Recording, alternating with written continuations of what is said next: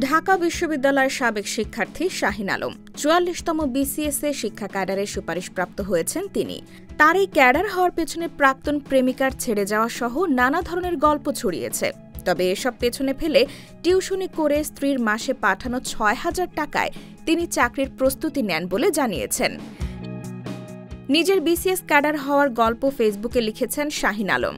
আজ শনিবার ৮ নভেম্বর এক পোস্টে তিনি লিখেছেন, যে কথাটি সত্য, আজকে আমি যে ক্যাডার হয়েছি তার পেছনে ভালোবাসার মতো অদৃশ্য এক বস্তুই কিন্তু দায়ী, আর সেটা কিন্তু আমার প্রাক্তনের ভালোবাসা বা চলে যাওয়া নয়। তিনি বলেছেন, ২০২২ সালের শুরুর দিকে সাথী নামের এক মেয়ের সাথে আমার পরিচয় হয়। তখন আমি ৬,০০০ টাকার একটা টিউশনি করতাম মোহাম্মদপুরে। সেই টিউশনিটা ছাড়তে বাধ্য করেছিল এই মেয়েটা।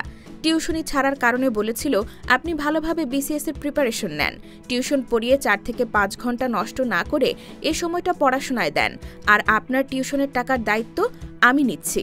আপনি টিউশন করে যত টাকা পেতেন এই টাকাটা আপনি সময় মতো পেয়ে যাবেন। আমি তার কথায় টিউশনিটা ছেড়ে দেই এবং পড়াশোনা দৃঢ়ভাবে চালিয়ে যেতে থাকি। ২০২২ সালের নভেম্বর মাসে ৪৪তম বিসিএস-এর রিটার্ন হয়। রিটার্ন শেষ না হওয়া পর্যন্ত বাপের টাকায় চলা মেয়েটি আমার জন্য নিজের টিউশন করিয়ে সেই ৬,০০০ টাকা পাঠিয়েছে প্রতি মাসে। তার একটাই কথা ছিল, আপনার জন্য আমি নিজে পরিশ্রম করছি। তার একটাই কারণ, আর সেটা হচ্ছে আপনি ক্যাডার হলে সকল ব্যর্থ প্রেমিক উৎসাহ পাবে আর নিজেকে শেষ না করে ঘুরে দাঁড়ানোর গল্প লিখতে পারবে।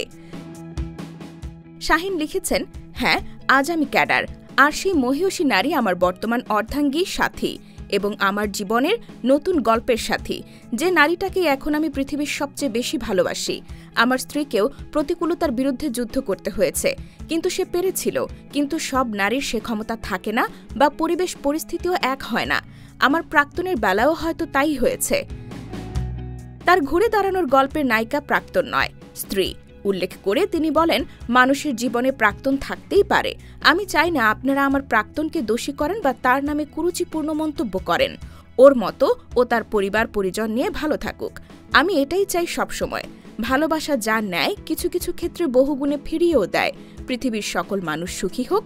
ধন্যবাদ।